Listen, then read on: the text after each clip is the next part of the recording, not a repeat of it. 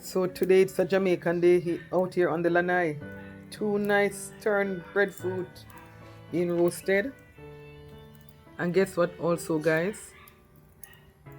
Soon you're going to see the pudding, the potato pudding being baked on the coal stove. So we're going to go real Jamaican style, okay? I'll tell you about it when I get to that point.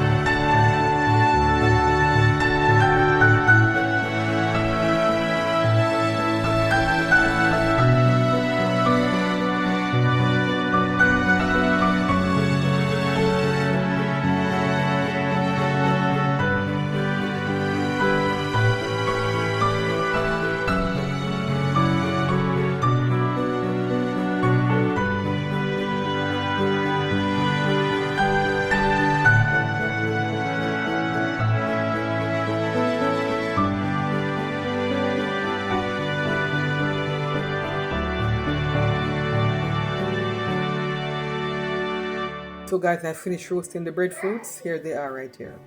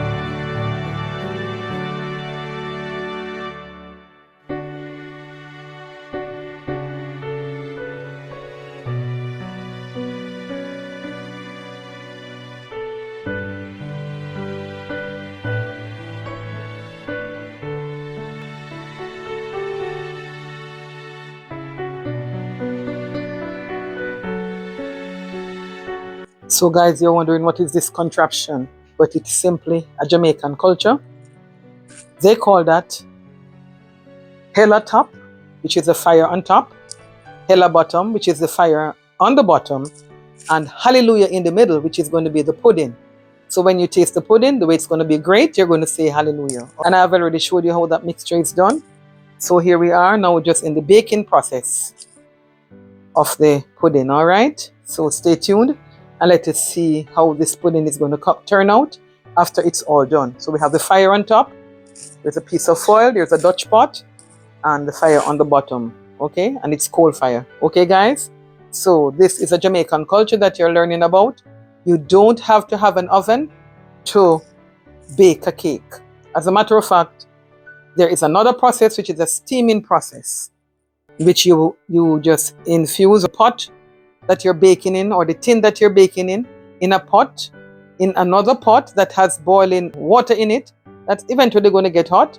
So what the water does is to cushion that pudding or cake from getting burnt. So you keep adding the water. As soon as you see the water drying out, you would keep adding that water.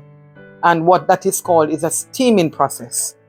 So there are two processes to this no oven bake pudding. So this is one process, and you're learning that today.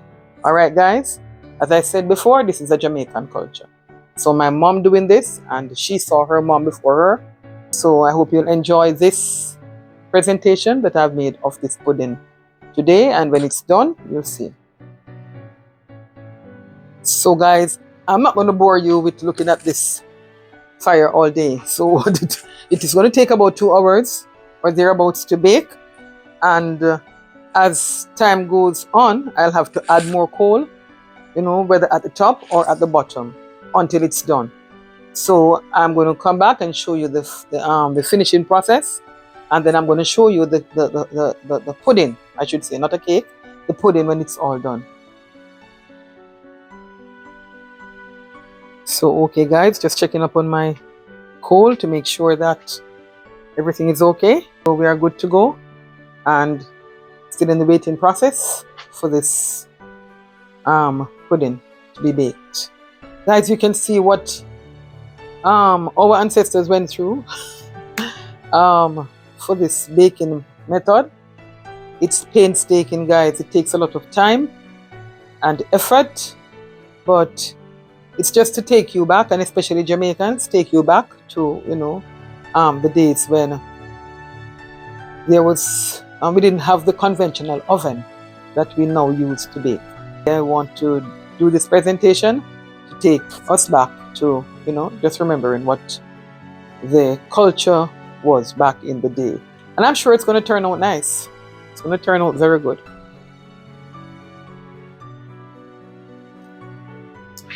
Okay guys, so I'm checking up on the pudding right now.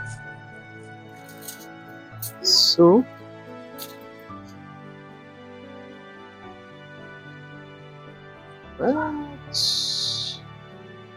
right guys, so it needs some more time.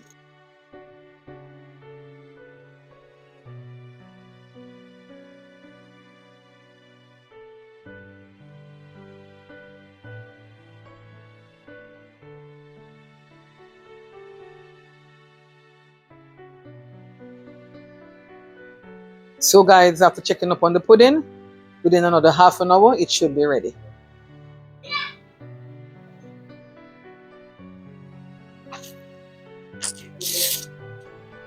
So guys, pudding seems to be ready right now. So the final step is to get some butter on top. Just want to get some butter on top. I don't have a spray bottle for that, guys. So I'm just applying it as I can. Put some butter on top. And I'm going to give it a few minutes just to get that nice crust or that nice topping. So, you guys don't want to overdo it. Just doing a brushing on top. This is melted butter that I am putting on top here. Melted butter with a little sugar in the mix. And that's it.